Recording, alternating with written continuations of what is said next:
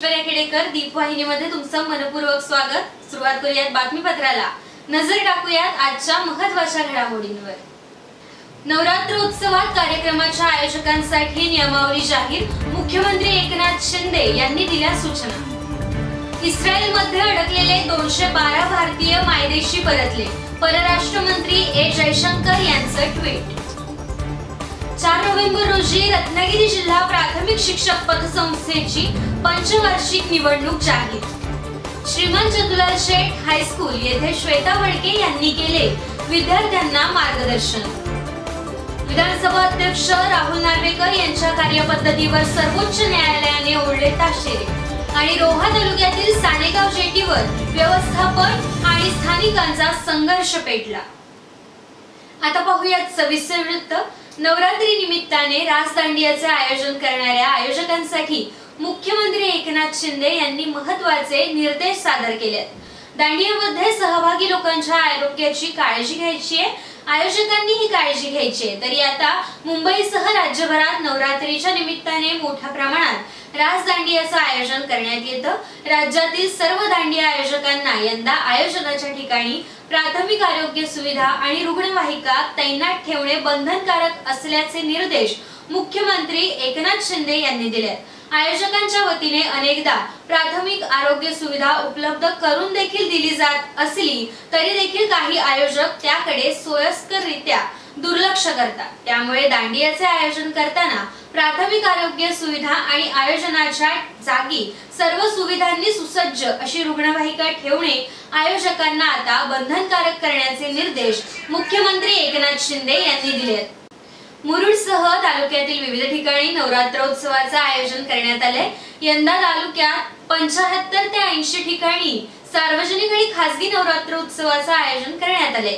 ग्रामीण भागात देखील सार्वजनिक नवरात्रोत्सवाचे आयोजन हे वाढते। नांदगाव, तिसले, सर्वे, आगरदांडा इत्यादी परिसरात आदिवासी बांधव देखील आता नवरात्रोत्सव साजरा करताना दिसून येत आहेत। नवरात्रोत्सवात शांततेत आणि आनंदात साजरे करावे असे आवाहन प्रशासनातर्फे आता करण्यात आले। आणि पुढची सर्वात आनंदाची बातमी आहे ती म्हणजे इस्रायलमध्ये अडकलेले 212 भारतीय नागरिकांना आता मायदेशी परत आणण्यात प्रशासनाला यश आले। भारत सरकारने यासाठी ऑपरेशन अजय ही मोहीम सुरू केली आहे। परराष्ट्र मंत्री ए जयशंकर यांच्या अध्यक्षतेखाली असलेल्या या मोहिमेतून पहिले विमान आज सकाळी भारतात उतरले। इस्रायल आणि हमास यांच्यात सुरू असलेल्या युद्धात अडकलेल्या भारतीय नागरिकांना परत आणण्यासाठी ही मोहीम राबवण्यात येते। इस्रायलमध्ये 18,000हून अधिक भारतीय लोक अडकलेत, त्यांना आणण्यासाठी ही अजय ही मोहीम आता सुरू करण्यात आली आहे। मायदेशी विमान आल्यानंतर त्यांची माहिती परराष्ट्र मंत्री जयशंकर यांनी ट्विटरद्वारे दिली आहे। रत्नागिरी जिल्हा प्राथमिक शिक्षक सहकारी पतपेढी मर्यादित रत्नागिरी या पतसंस्थेची पंचवार्षिक निवडणूक शनिवार दिनांक 4 नोव्हेंबर 2023 रोजी जाहीर करण्यात आली आहे। या पतसंस्थेच्या निवडणुकीसाठी महाराष्ट्र राज्य प्राथमिक शिक्षक समिती, अखिल महाराष्ट्र प्राथमिक शिक्षक संघ, महाराष्ट्र राज्य पदवीधर प्राथमिक शिक्षक आणि केंद्र प्रमुख संघटना, महाराष्ट्र राज्य उर्दू शिक्षक संघटना पुरस्कृत महायुती झाली असून आता या महायुतीच्या पॅनलचा खेड तालुक्यातील मेळावा श्री गणेश मंगल कार्यालय भरणे येथे नुकताच संपन्न झालाय।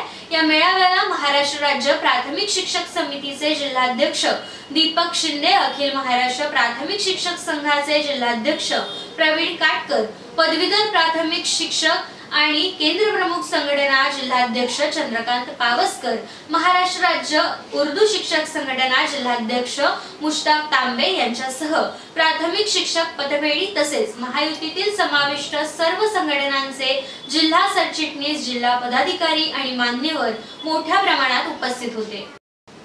खेड येथील सहजीवन शिक्षण संस्थेच्या श्रीमान चंदुलाल शेठ हायस्कूल येथे करिअर मार्गदर्शन कार्यक्रमाचे आयोजन करण्यात आलं होतं। यावेळी खेडची सुकन्या आणि न्यूज 18 लोकमतची अँकर श्वेता वडके दांडेकर हिने उपस्थित विद्यार्थ्यांना करिअर मार्गदर्शन केलंय। मीडिया आणि तसेच पत्रकारिता क्षेत्रातील आपला अनुभव श्वेता हिने विद्यार्थ्यांपर्यंत पोहोचवलाय। सदर कार्यक्रमाला उत्कृष्ट प्रतिसाद दर्शवत आपणही भविष्यात प्रशालेचे आणि आपल्या पालकांचे नाव मोठे करण्यासाठी श्वेता यांच्या अनुभवाचा उपयोग करू अशी प्रतिक्रिया या विद्यार्थ्यांनी व्यक्त केली आहे। यावेळी ज्युनियर कॉलेजचे पाटील सर, हुलगे सर, गरुड सर, साठे सर यांच्यासह अनेक शिक्षक आणि विद्यार्थी मोठ्या संख्येने उपस्थित होते।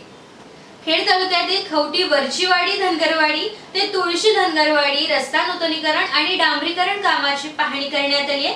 सदर काम हे शिवसेना नेते माजी पर्यावरण मंत्री रामदासभाई कदम आणि आमदार योगेशदादा कदम यांनी मंजूर केले।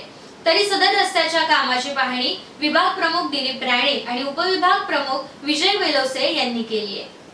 खेड येथील रोटरी प्रशालेमध्ये रोटरी क्लबचा इन्स्टॉलेशन कार्यक्रम पार पडलाय। यावेळी अध्यक्ष म्हणून दर्शन संसारे, इलेक्ट्रो प्रेसिडेंट म्हणून यश पाटणे, सेक्रेटरी म्हणून निखिल बुटाला तसेच ट्रेझरर म्हणून ॲडव्होकेट सिद्धेश बुटाला यांची सर्वानुमते निवड करण्यात आली। तरी या कार्यक्रमाप्रसंगी रोटरीचे डिस्ट्रिक्ट गव्हर्नर आणि रोटरी क्लबचे पदाधिकारी मान्यवर मोठ्या संख्येने उपस्थित होते। रायगड जिल्हा पावसाळी मैदानी क्रीडा स्पर्धेमध्ये फजंदार हायस्कूल आणि ज्युनियर कॉलेज वहूर महाड या शाळेने जिल्हास्तरीय मैदानी स्पर्धेत 17 वर्ष वयोगटात तसब्बुर घोले याने गोळाफेक प्रकारात प्रथम क्रमांक पटकावलाय आणि थाळीफेक मध्ये द्वितीय क्रमांक पटकावलाय। 17 वर्ष वयोगटात मुली हातोडा फेक मध्ये जायरा रहमान द्वितीय क्रमांक पटकावलाय। या दोन्ही खेळाडूंची विभागीय स्तरावर आता निवड करण्यात आली आहे। 21 आणि 22 ऑक्टोबर रोजी मुंबई येथे होणाऱ्या स्पर्धेत ते सहभागी होणार आहेत। तसेच शाळेतील सुवेद मांदरे 400 मीटर धावणे यामध्ये चतुर्थ क्रमांक त्याने पटकावलाय, तर अजलान पटेल याने 100 मीटर धावणे यात तृतीय क्रमांक पटकावलाय। या विद्यार्थ्यांच्या यशाबद्दल संस्थेचे चेअरमन अब्दुल रऊफ फजंदार आणि सेक्रेटरी पटेल तसेच संस्थेचे पदाधिकारी नदीम फजंदार, शाळेचे मुख्याध्यापक राहील तसेच शाळेचे क्रीडा शिक्षक आणि मार्गदर्शक रमेश खोत यांनी विजेत्या विद्यार्थ्यांना पुढील वाटचालीसाठी शुभेच्छा दिल्या। वळूयात पुढच्या बातमीकडे। रोहा तालुक्यातील सानेगाव येथे इंडो एनर्जी इंटरनॅशनल जेटीवरती बार्जच्या माध्यमातून इस्पात कंपनीसाठी कोळशाची आवक होते।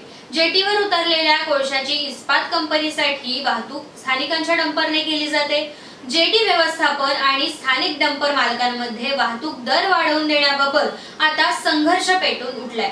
जेटी व्यवस्थापन पिळवणूक करत असल्याची स्थानिकांची तक्रार आहे। अशातच जेटी व्यवस्थापनाने स्थानिकांना डावलून बाहेरील डंपर घेऊन कोळसा वाहतूक सुरू केली आहे। विरोध करणाऱ्या स्थानिक डंपर मालकाला गाडीने उडवलंय, त्यामध्ये तो गंभीररित्या जखमी झाल्याची माहिती उपलब्ध झाली आहे। शिवसेनेच्या 16 आमदारांच्या अपात्रतेबाबत निर्णय सातत्याने लांबणीवर पडत असल्याने सर्वोच्च न्यायालयाने आता शुक्रवारी म्हणजेच आज पुन्हा एकदा विधानसभा अध्यक्ष राहुल नार्वेकर यांच्या कार्यपद्धतीवर ताशेरे ओढले। यावेळी सरन्यायाधीश धनंजय चंद्रचूड यांनी विधानसभा अध्यक्षांना खडे बोल सुनावले। विधानसभा अध्यक्षांनी आमदारांच्या अपात्रतेबाबत तातडीने निर्णय घ्यावा। शिवसेना आणि राष्ट्रवादी काँग्रेसच्या आमदारांच्या अपात्रतेबाबतच्या सुनावणीचे नवे वेळापत्रक येत्या मंगळवारपर्यंत विधानसभा अध्यक्षांनी सादर करावे, अन्यथा आम्हाला ही सुनावणी विशिष्ट कालमर्यादेत पार पाडण्याचे आदेश द्यावे लागतील, असा निर्वाणीचा इशारा सरन्यायाधीश चंद्रचूड यांनी दिलाय। 16 आमदारांच्या अपात्रतेवर विधानसभा अध्यक्षांना निर्णय घेण्याचे निर्देश द्यावे अशी मागणी करणारी याचिका उद्धव ठाकरे गट आणि शरद पवार गटाने सुप्रीम कोर्टात दाखल केली आहे। शरद पवार गटाचे प्रदेशाध्यक्ष जयंत पाटील यांनी ही याचिका दाखल केली आहे। विधानसभा अध्यक्षांना वारंवार पत्राद्वारे विनंती करून देखील आमदारांच्या अपात्रतेवर वेळकाढूपणा केला जात असल्याचा मुद्दा शरद पवार गट आणि उद्धव ठाकरे गटाने सुप्रीम कोर्टासमोर मांडलाय। त्यामुळे दोन्ही याचिका एकाच वेळी सुनावणीसाठी ठेवण्यात आल्या। शिवसेनेकडून सुनील प्रभू यांनी याचिका दाखल करत मुख्यमंत्री एकनाथ शिंदे यांच्यासह 16 आमदारांना अपात्र करण्याचे निर्देश देण्याची मागणी केली आहे। तर राष्ट्रवादीचे नेते अजित पवार यांनी आपल्या समर्थक आमदारांसह राष्ट्रवादीतून बंड करत भाजप शिवसेनेसोबत सरकारमध्ये ते सामील झाले। त्यानंतर राष्ट्रवादीत 2 गट पडले। आपणच खरी राष्ट्रवादी असल्याचा दावा करत आता अजित पवार यांनी निवडणूक आयोगात धाव घेतली आहे। सध्या या प्रकरणाची सुनावणी सुरू असून निवडणूक आयोग याकडे निर्णय देणार काय निर्णय देणार याकडे आता सर्वांचं लक्ष लागून राहिलंय। या प्रकरणावर ज्येष्ठ कायदेतज्ञ उज्ज्वल निकम यांनी महाराष्ट्रातील सत्ता संघर्षाबाबत एक मोठं भाकीत केलंय। राष्ट्रवादी काँग्रेसची निवडणूक आयोगाकडे सुनावणी सुरू आहे, तिला सुप्रीम कोर्ट स्थगिती देऊ शकतं असं मत आता ज्येष्ठ कायदेतज्ञ उज्ज्वल निकम यांनी व्यक्त केलंय।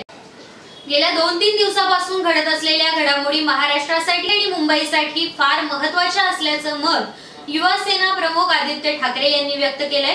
महाराष्ट्राच्या सत्ता संघर्षाच्या सुनावणीच्या मुद्द्यावरही आदित्य ठाकरे यांनी आता भाष्य केलंय।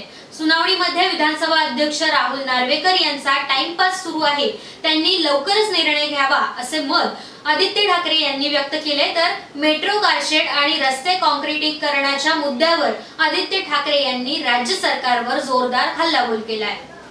वेळ झाली इथेच थांबण्याची। तुम्ही पाहत रहा दीपवाहिनी।